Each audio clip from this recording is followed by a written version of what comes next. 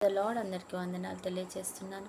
ఈరోజు దేవుడు ఇచ్చినటువంటి వాగ్దానము సంఖ్యాకాండము 14 అధ్యాయం 14 వచనంలో వ్రాయబడినట్టుగా, పగలు అగ్నిస్తంభంలోను రాత్రి మేఘస్తంభంలోను నువ్వు వారి ముందర నడిచి.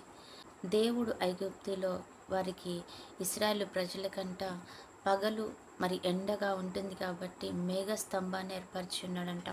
అలాగే రాత్రిపూట మరి చల్లగా ఉంటుంది కాబట్టి అగ్ని స్తంభాన్ని ఉంచాడంట. ఆ చీకట్లో వాళ్ళకి దారి తెలియడం కోసం, ఆ చీకట్లో వాళ్ళు నడవడం కోసం, వారి యొక్క పనులు చేసుకోవడం కోసం అగ్ని స్తంభంగా వారి మధ్యలో నిలిచి ఉన్నాడంట. అందుకే దేవుడు అంటున్నాడు, నువ్వు వారికి ఏ సమయంలో ఏది కావాలో ఆ రీతిగా వారిని ఏర్పరిచి దాని మధ్యలో నువ్వు నిలుచుని ఉన్నావు. ఈరోజు దేవుడు నీతో నాతో కూడా అంటున్నాడు, నీకు ఏ సమయానికి ఏది కావాలో ఆయన నిర్ణయించే గొప్ప దేవుడు అనమాట. నీకు నీకు తెలియకపోయినా, నువ్వు అడగకపోయినా ఒక్కొక్క మారు ఇచ్చే దేవుడు ఆయన. అడిగిన వాటికంటే ఎక్కువగా ఇచ్చే దేవుడు నీ దేవుడు, నా దేవుడు అనమాట. అందుకే మరి మొదట నా నీతిని, నా రాజ్యాన్ని మీరు వెతకండి, మీకు ఈ భూమి మీద ఏది కావాలో నేను అది ఇస్తాను.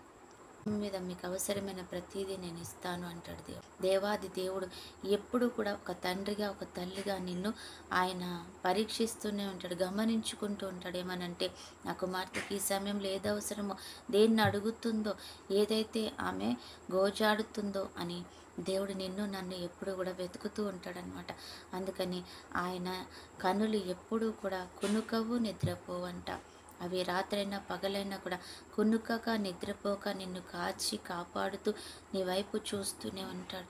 ఏ సమయంలో ఆ కుమార్తె నోరు తెరిచి నన్ను పిలుస్తుందో, ఏ సమయంలో నా కుమారుడు నన్ను వెతుకుతాడో అని జాన్ అనే ఒక యవనస్తుడిని దేవుడు ప్రార్థించుకుంటూ ఉంటే పరలోకం తీసుకెళ్ళాడంట. పరలోకం తీసుకెళ్ళి అన్నీ చూపెడుతున్నాడంట. ఒక డోర్ తీసి ఒక గదిలో అనేకమైన వస్తువులు ఉండడాన్ని చూపెడుతున్నాడంట. ప్రతి వస్తువు మీద జాన్ జాన్ అని రాసి ఉందంట. అయితే అతను చిన్నప్పుడు ఏది కోరుకున్నాడో, ఓ సైకిల్ కోరుకున్నాడో కొన్న టైంలో దాని మీద ఏ సైకిల్ కావాలో, ఏ రంగులో కావాలో అని అనుకున్నాడో దాని మీద జాన్ అని రాస్తుందంట. అరే ప్రవ్వా, ఇది నేను చిన్నప్పుడు ఇదే సైకిల్, ఇదే కలర్ నేను కోరుకున్నాను, కానీ అది నేను పొందుకోలేకపోయాను, కానీ ఇది ఇక్కడుంది ఏంటి అని అడిగాడంట. అయితే జాన్, నువ్వు కోరుకున్న వెంటనే నేను దాన్ని సిద్ధపరిచి నీ దగ్గరికి తీసుకొని రావాలని పరిగెత్తుకుంటూ ఎదురు చూస్తున్నాను. వచ్చే సమయంలోనే నువ్వు వెంటనే దానిని వ్యతిరేకంగా లేదా దేవునికి వ్యతిరేకమైన మాట, వ్యతిరేకమైన ప్రవర్తనను ప్రవర్తించేవాడివి. నీ తల్లిదండ్రులను ఎదిరించడము, నీ కుటుంబంలో చెడ్డ పని చేయడము, ఏదో ఒకటి చేసేవాడు. వెంటనే నేను ఆగిపోయేవాడిని.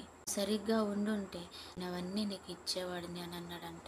దేవునికి మహిమ కలుగును గాక. ఆయన అన్ని సిద్ధపరిచే ఉంచుతున్నాడు, కానీ ఇంకా మనం పొందుకొని స్థితిలో ఉంటున్నామేమో. దయచేసి దేవుణ్ణి అడిగి క్షమించి దాన్ని పొందుకుందాం. ఆమేన్. ప్రార్థన.